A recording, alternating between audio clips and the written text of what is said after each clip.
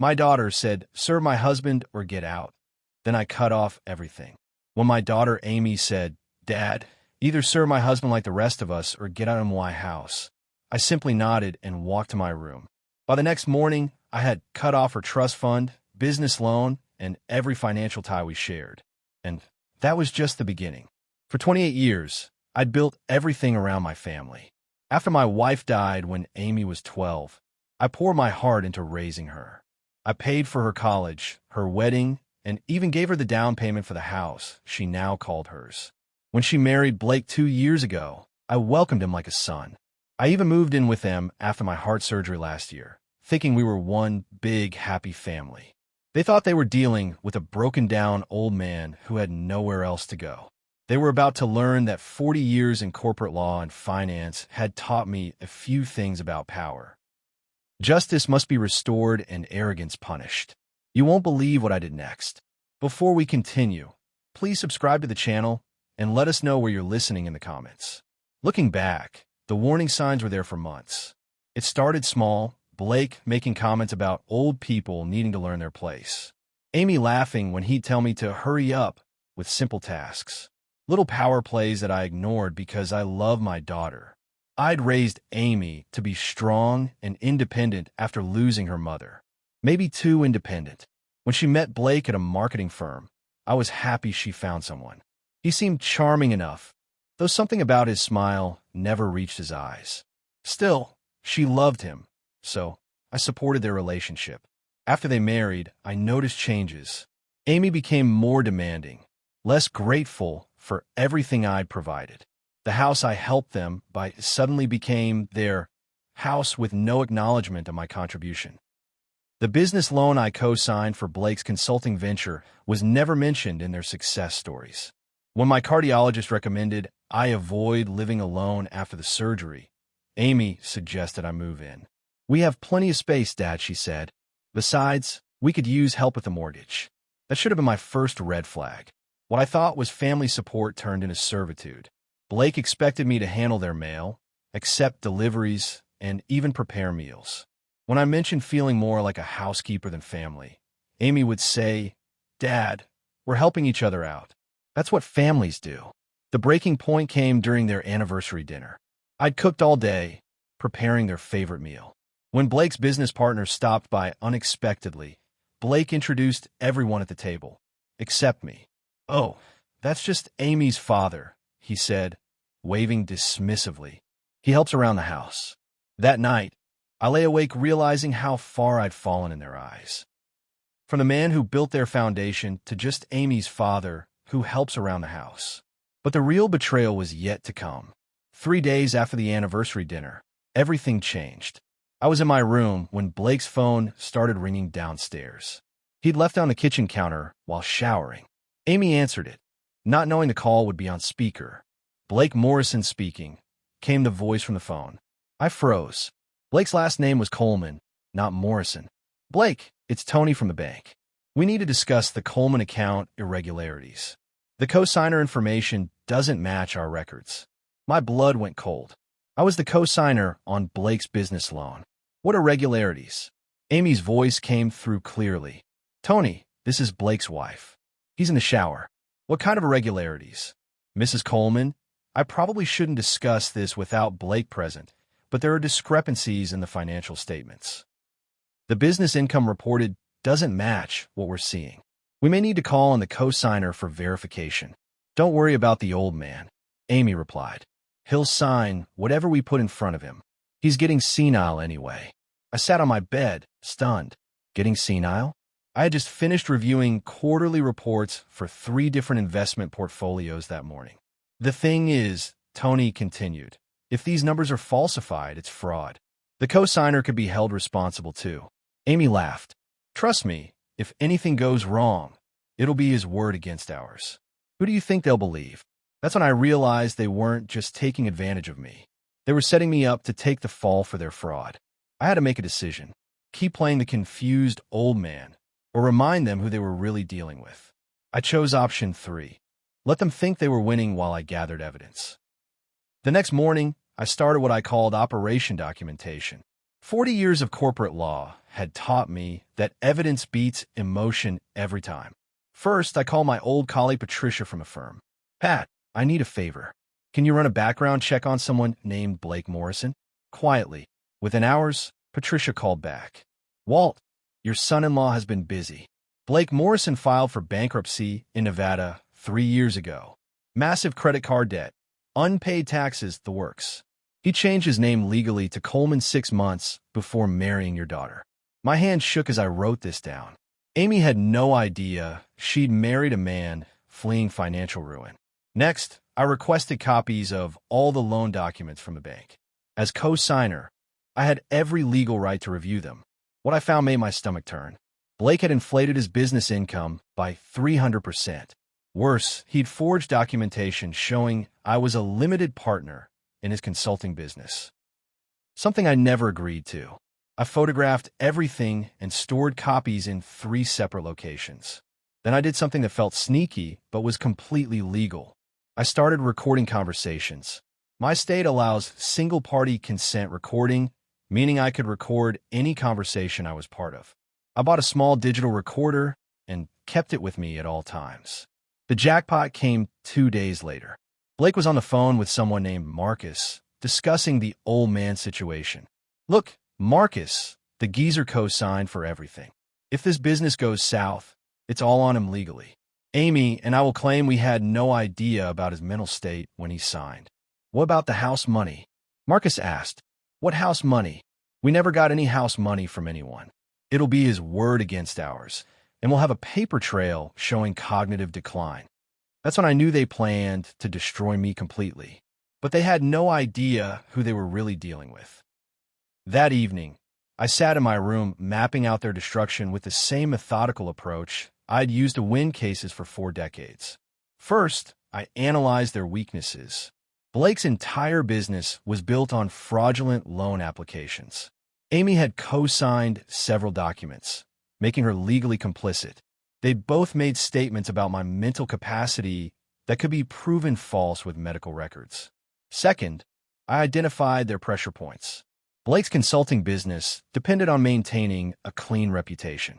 Amy's marketing job required security clearance, something that disappears with fraud convictions.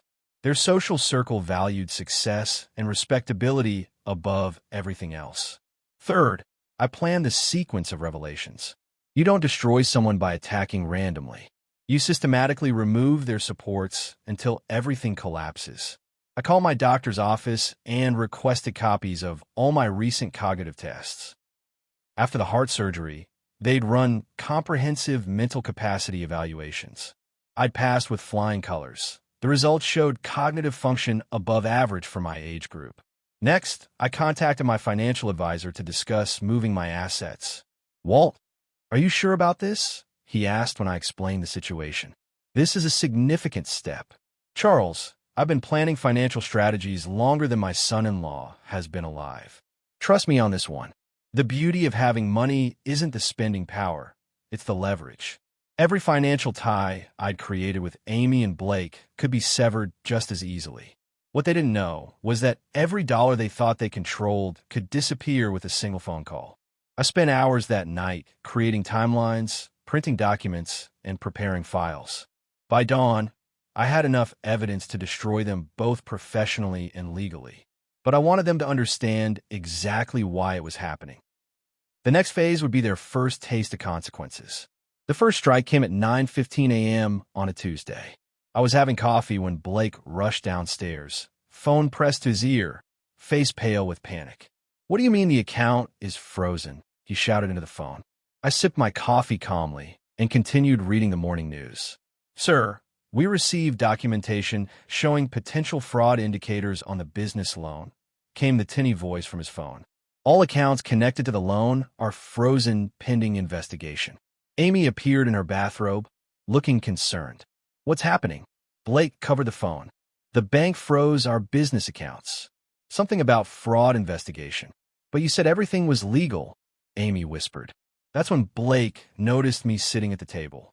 His eyes narrowed with suspicion. How long have you been sitting there, old man? I looked up innocently. Oh, about 20 minutes. Having my coffee and reading about the weather. Looks like storms are coming. The irony wasn't lost on me. Blake stepped onto the patio to continue his call. Through the window, I could see him gesturing wildly, his face getting redder by the minute. Amy sat down across from me. Dad, do you know anything about this? About what, sweetheart? The bank investigation. I folded my newspaper carefully. Amy, I've been wondering about something. When you married Blake, did you know his real name was Morrison and that he filed bankruptcy 3 years ago? The color drained from her face. What are you talking about? I'm talking about your husband being a fraud and you being complicit in using my name and credit to cover his debts. She stared at me for a long moment. Dad, I think you're confused. Am I? I pulled out a folder from beside my chair. These are bank records showing forged documents with my name. These are credit reports showing Blake's real identity. In this, I held up the digital recorder, is you telling the bank I'm senile and will sign anything you put in front of me. Amy's mouth opened and closed like a fish out of water. Blake burst back through the door. They're demanding all the loan documentation be re-verified. Someone reported suspicious activity. He looked at me, then at the papers spread in front of Amy. You, he said, pointing at me. You did this. I smiled and made one phone call while they watched. Patricia, it's Walt. Yes, please proceed with phase 2. Within the hour, 3 things happened simultaneously. Blake received a call from his largest client, canceling their contract.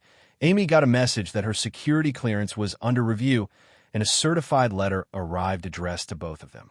They thought they knew who they were dealing with. They were about to learn they'd been playing chess with a grandmaster. The certified letter was just the beginning. It informed them that I was withdrawing as co-signer on all loans and would be pursuing legal action for fraud and elder abuse. Elder abuse? Amy screamed. We let you live here.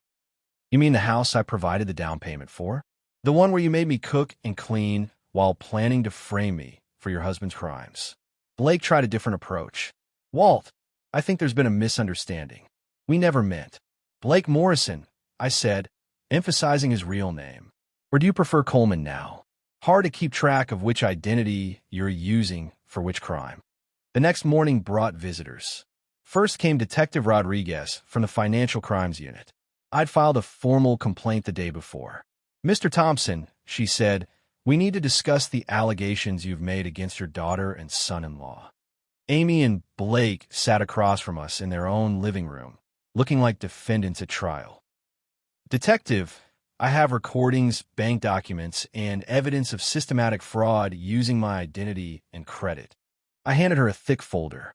I believe the technical term is identity theft and elder financial abuse. What Blake and Amy didn't know was that I'd also contacted their employers, their friends, and several people in their social circle. Not to spread gossip, but to protect myself legally. I called Amy's boss first. Hi, Carol. This is Walter Thompson, Amy's father. I need to inform you that Amy may be involved in a fraud investigation that could affect her security clearance. Then Blake's business partners. Gentlemen, I feel obligated to inform you that Blake has been operating under a false name and may have used fraudulent documents to secure business loans. Within 48 hours, their entire social foundation began cracking. Amy's best friend Madison called, confused. Amy, people are saying Blake isn't really Blake, and that you guys were stealing from your dad. Their neighbors started avoiding eye contact. The couple they usually had dinner with on Fridays suddenly became too busy to socialize. But the most devastating blow came from an unexpected source. Blake's business partner, the same one who'd been at that anniversary dinner, called for an emergency meeting. Blake, if even half of what's being said is true, we need to dissolve the partnership immediately. I can't have my name associated with fraud. That evening, Amy confronted me directly. Dad, you're destroying our lives over a misunderstanding. Amy, let me read you something. I pulled out my phone and played the recording of her calling me senile and saying I'd sign anything they put in front of me. She went silent. This isn't a misunderstanding. This was a plan to use me and then destroy me when convenient. The only difference is I'm not as helpless as you assumed. The community was beginning to see them for who they really were. 2 people who had manipulated and planned to betray the man who'd given them everything. But I wasn't finished. The legal reckoning was just beginning. 2 weeks after the initial bank freeze, the full weight of consequences began crushing them. The district attorney's office called it one of the clearest cases of elder financial abuse they'd seen. Blake was facing charges for identity fraud, loan fraud, and conspiracy to commit theft. Amy faced charges as an accomplice and for conspiracy to commit fraud. The evidence is overwhelming, Prosecutor Janet Kim explained to me. The recordings alone establish clear intent to defraud. The forged documents make it a felony. But the legal system was just one part of their downfall. Blake's consulting business collapsed completely.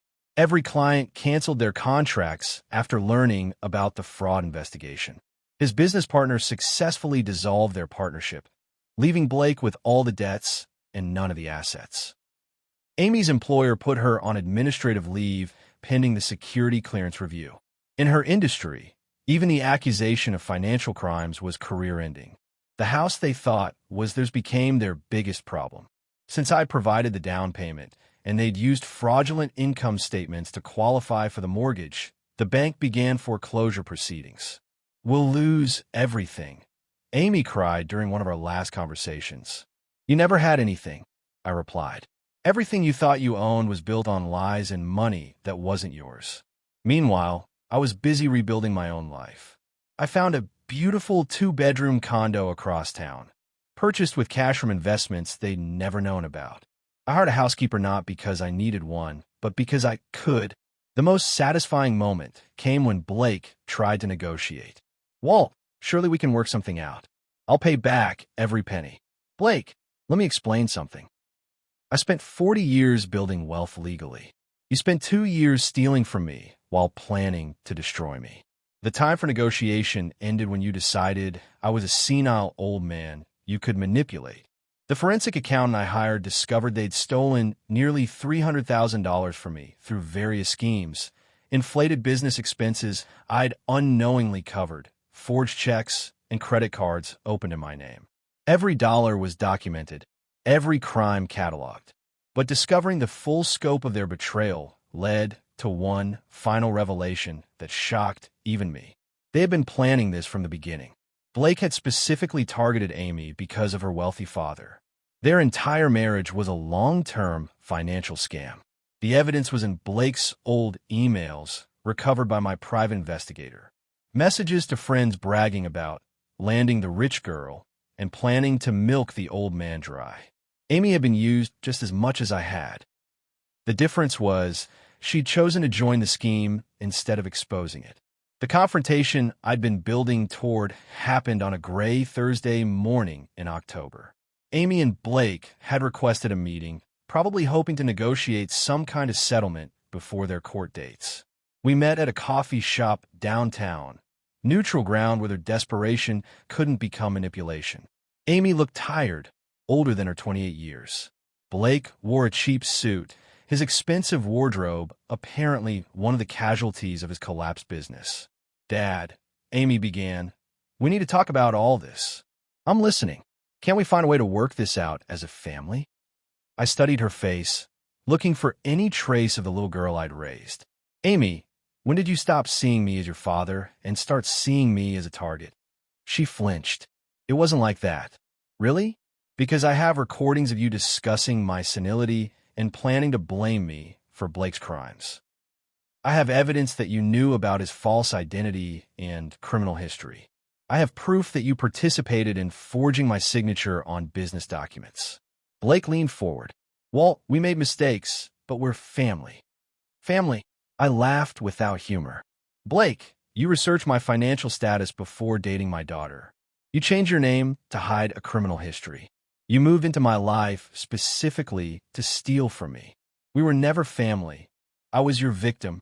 I opened my briefcase and placed a stack of documents on the table. "These are the complete financial records showing everything you stole. These are the legal documents showing every law you broke. And these," I placed a final folder in front of Amy, "are emails from your husband to his friends, talking about how he specifically targeted you to get to my money." Amy opened the folder with shaking hands. As she read, her face went through a series of emotions: confusion, realization, and finally, devastation. "Blake, what is this?" she whispered. Blake tried to grab the papers, but I was faster. "Amy, don't listen to him.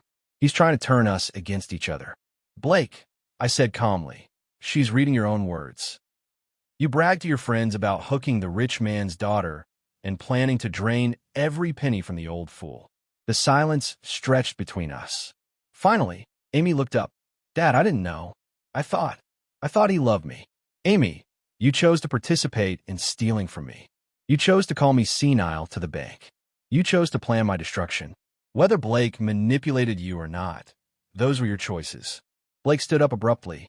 "This is ridiculous. Walt, you're destroying your own daughter to get back at me." "No, Blake.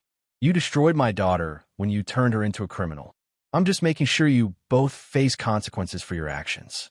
Amy was crying now, finally understanding the full scope of how she'd been used by Blake and how she'd used me. "Dad, is there any way? Can you forgive me?" I looked at this young woman who had been my whole world after her mother died. "Amy, forgiveness and consequences are two different things. I will always love the little girl who used to help me bake cookies and read stories with me. But I cannot ignore the adult who chose to steal from me and plan my destruction." The truth was, they had lost everything that mattered. Their reputations, their careers, their freedom, and their future. But more than that, they had lost their dignity and self-respect. I stood to leave. "You'll both be receiving court summons next week. I suggest you get good lawyers." As I walked away, I heard Amy sobbing and Blake's voice getting angry. But I didn't look back. Some bridges, once burned, can never be rebuilt. 6 months later, justice had been served with mathematical precision. Blake received 3 years in federal prison for fraud and identity theft. Amy received 18 months and 5 years probation for her role in the conspiracy. Both were ordered to pay full restitution, money they didn't have. The house went into foreclosure, just as I predicted. Their credit was destroyed. Their careers were over. Meanwhile, I was thriving in ways I hadn't expected. My new condo became the gathering place for a group of active seniors. We played poker, discussed books, and traveled together. I discovered that retirement could be an adventure, not a sentence. I started volunteering at the legal aid clinic, helping other seniors avoid financial abuse. My first case was helping a widow whose son had been stealing her Social Security checks. "How did you know what to look for?" she asked after we'd gathered enough evidence to prosecute her son. "Experience," I replied. "Painful experience. The hardest part wasn't the money I'd lost or the time I'd wasted. It was accepting that the daughter I'd raised was capable of such betrayal. But I learned something important about love and boundaries. Loving someone doesn't mean accepting their abuse. 3 weeks ago, Amy was released from minimum security prison. She sent a letter to my condo, the first contact in over a year. "Dad, asterisk," she wrote. Asterisk, "I know I can never undo what I did to you. Prison gave me time to think about how I became someone I don't recognize. Blake manipulated me, but that doesn't excuse my choices. I chose greed over love. I chose a lie over the man who raised me with nothing but devotion. I don't expect forgiveness, but I want you to know that I understand now what I threw away. I hope you're happy. You deserve happiness after what we put you through. Asterisk." I kept the letter, but didn't respond. Some wounds heal, but the scars remain as reminders. Last weekend, I was having dinner with my new friend circle, 8 people who become like family. Someone mentioned how impressed they were with how I'd handled my situation. "Walt," said Helen, a retired teacher, "how did you stay so calm through all of that chaos?" I thought for a moment. I learned a long time ago that people show you who they are through their actions. When someone shows you they're willing to destroy you for money, believe them the first time. "But weren't you angry?" asked Tom, a former engineer. "Oh, I was furious. But anger without strategy is just noise." I channeled that fury into systematic consequences. They wanted to play games with someone they thought was weak and senile. I showed them what 4 decades of legal experience and careful planning could accomplish. Today, I live comfortably on investments they never knew existed. I have friends who respect me and a life filled with purpose and joy. I sleep peacefully knowing that justice was served and that other families might be protected by the precedent my case established. Sometimes people ask if I regret being so harsh with my daughter. The truth is, I gave Amy every opportunity to be honest, to choose family over greed. She made her choice when she decided to betray the man who'd given her everything. The real tragedy isn't that I lost a daughter. It's that she lost herself. But I refuse to lose myself in the process. And sometimes, that's the only victory that... If this story got you thinking, go ahead and hit that like button. Don't forget to subscribe for more real stories that hit deep, and tap the bell so you don't miss what's coming next. And hey, if you know someone who needs to hear this one, share it with them. Thanks for watching.